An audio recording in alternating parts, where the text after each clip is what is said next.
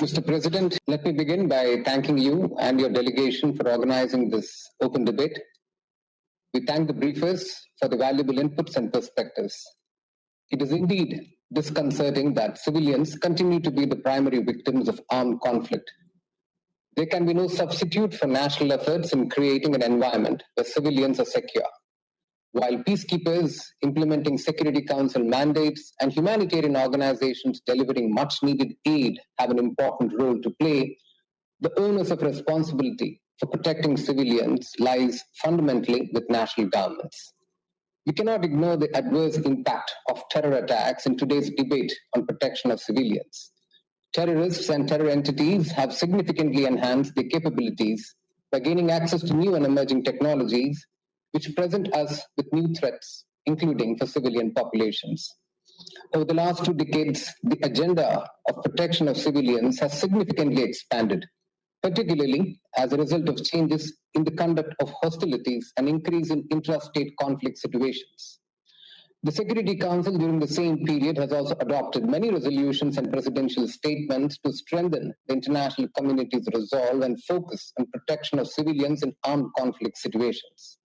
However, given today's global state of the protection of civilians in armed conflicts, it is obvious that the implementation of these instruments is not matching expectations.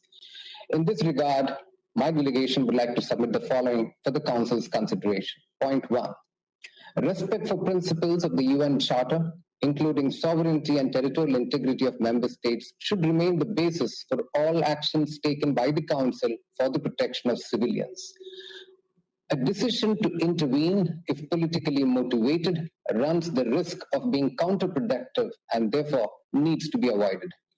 Furthermore, any intervention must be proportionate to the threat, must involve the use of appropriate methods and be based on credible and verified threat perception. Point number 2.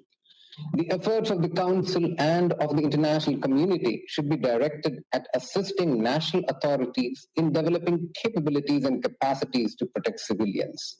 Point 3. Ensuring accountability for serious violation remains one of the challenges in strengthening the protection of civilians.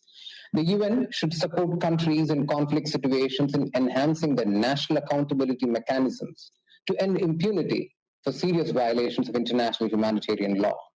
Number 4, the Council's intervention should prefer the provisions of Chapter 6 to those of Chapter 7.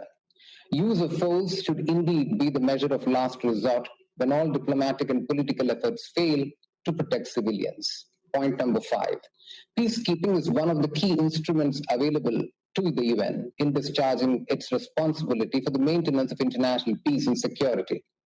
Today, majority of the UN peacekeeping missions, including protection of civilians, as one of the mandates. It is imperative that expectations from peacekeeping missions remain realistic and take into consideration the multiple resource constraints under which these missions operate. The actions of the Council and the international community should facilitate an engagement between warring factions in a conflict situation in a nationally owned and inclusive political process.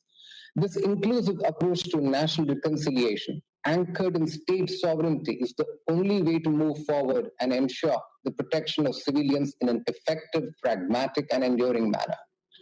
Point number 7. The Council must avoid politicization of humanitarian work and that of humanitarian actors involved in the conflict.